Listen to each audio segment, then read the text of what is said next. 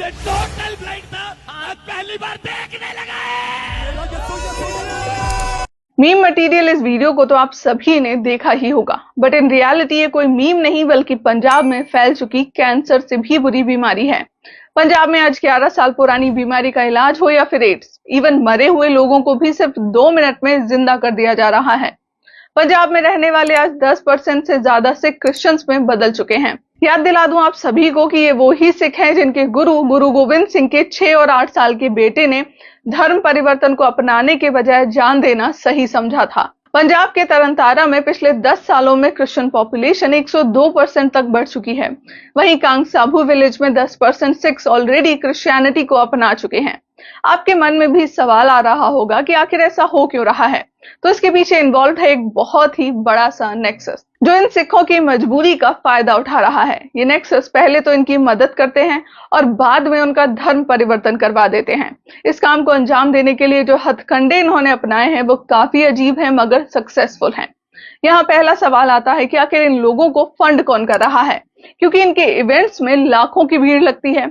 दूसरा सवाल ये पैदा होता है कि आखिर सरकार इन लोगों के खिलाफ कोई एक्शन क्यों नहीं लेती है, क्या वो भी मिली हुई है? चलिए समझते हैं। तो पंजाब में सिखों के धर्म परिवर्तन करने का सबसे बड़ा कारण है उनके साथ होने वाला डिस्क्रिमिनेशन।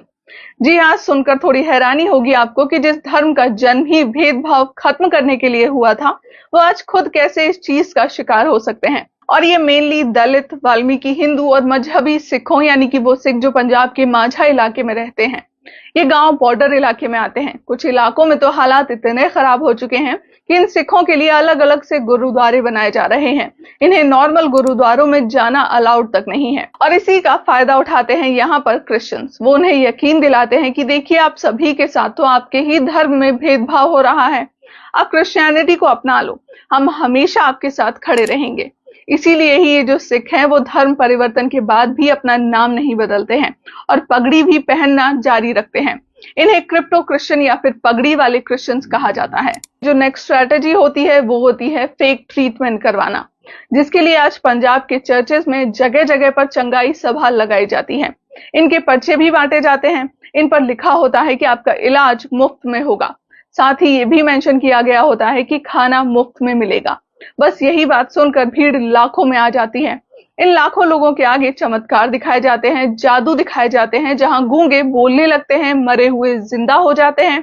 इन सभा में ऑनलाइन कैंसर भी ठीक कर दिया जाता है। इतना ही नहीं, इन सभा की वीडियोस को फेसबुक, यूट्यूब जैसे प्लेटफॉर्म्स पर लाइव तक किया जाता है। इस सभा में खाना तो फ्री होता है मगर प्रेयर से लेकर इलाज कराने तक के लिए हैवी फीस चार्ज की जाती है। हाल ही में एक फैमिली ने अपनी बेटी के कैंसर को ठीक कराने के लिए इन्हें कांटेक्ट किया।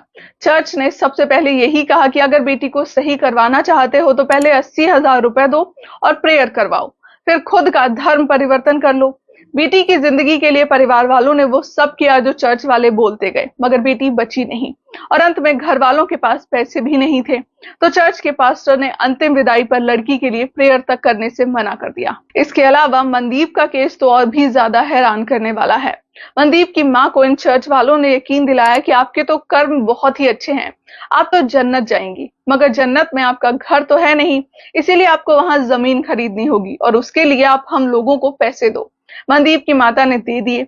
जब जमीन के पैसे दिए तो चर्च वालों ने कहा कि अब रजिस्ट्री तो हो गई है, अब वहां घर भी तो बनवाना पड़ेगा, इसीलिए और पैसे दीजिए।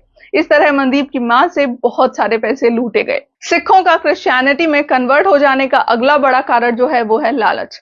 आज पंजाब में क्रिश्चियन एजुकेशनल इंस्टीट्यूट की मेजॉरिटी है, तो इन क्रिश्चियन स्कूल्स में जो सिख कन्वर्ट हो जाते हैं उन्हें हेवी डिस्काउंट्स दिया जाता है। यानी कि अगर स्कूल में फीस 2,000 रुपए है तो आपको सिर्फ और सिर्फ 200 रुपए ही देने पड़ते हैं। इससे इन्हें मिलते हैं 2 फायदे। पहला ये कि फैमिली बच्चे के भविष्य के लिए आसानी से कन्वर्ट हो जाती है और दूसरा उन्हें लगता है कि ये लोग तो हमारी कितनी मदद कर रहे हैं, हमारा बच्चा जो भी बनेगा इन्हीं की वजह से बनेगा। इसके अलावा आप सभी को ये बात पता होगी कि पंजाब में कनाडा और विदेश जाने का कितना बड़ा क्रेज है और इसी क्रेज का फायदा उठाकर ये क्रिश्चियन मिशनरीज उन्हें वीजा दिलवाने का लालच दे डालते हैं।